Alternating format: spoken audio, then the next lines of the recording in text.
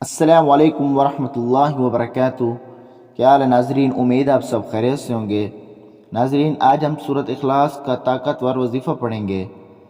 آج جو وظیفہ آپ کے ساتھ شیئر کرنے جا رہا ہوں، یہ وظیفہ سورۃ اخلاص کا بہت ہی خاص وظیفہ ہے۔ اس عمل کو آپ پورے یقین کے ساتھ کریں، انشاءاللہ آپ کو اس کا فائدہ ضرور ہوگا۔ سورۃ اخلاص کی فضیلت۔ سورۃ اخلاص کو قرآن پاک میں ایک خاص اہمیت حاصل ہے۔ اس سورت میں اللہ کی ذات کا تعارف ہے۔ حدیث شریف میں ہے کہ جو شخص 3 مرتبہ سورۃ اخلاص پڑھ لے گا، اسے ایک قرآن پاک پڑھنے کے برابر ثواب ملتا ہے۔ اتنی بڑی فضیلت ہے سورۃ اخلاص کی۔ اس سورت مبارک کو دن میں کم از کم 3 مرتبہ لازمی پڑھ لیا کریں۔ وظیفہ پڑھنے کا طریقہ۔ اس عمل کو آپ پورے دن میں کسی بھی وقت کر سکتے ہیں۔ عمل گھر کا ایک فرد بھی کر سکتا ہے اور گھر کے تمام افراد بھی مل کر کر سکتے ہیں۔ جیسے آپ کو بہتر لگے آپ اسی طریقے سے عمل کر سکتے ہیں۔ عمل آپ نے کرنا کس طریقے سے ہے؟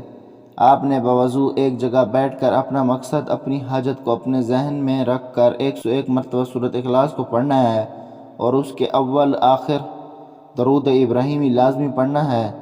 درود آپ اپنی مرضی سے پڑھ سکتے ہیں، جتنا آپ کا دل چاہے۔ پھر اپنے مقصد کو ذہن میں رکھ کر اللہ سے دعا مانگنی ہے۔ عمل کو آپ نے صرف ایک دن ہی کرنا ہے۔ انشاءاللہ آپ کی وہ حاجت، وہ مقصد بہت جلد پورا ہو جائے گا اور ہر طرح کی رکاوٹ ختم ہو جائے گی۔ وظیفے کے متعلق ضروری ہدایت۔ عمل کو آپ نے پورے یقین کے ساتھ، پوری توجہ کے ساتھ اور پورے دھیان کے ساتھ کرنا ہے۔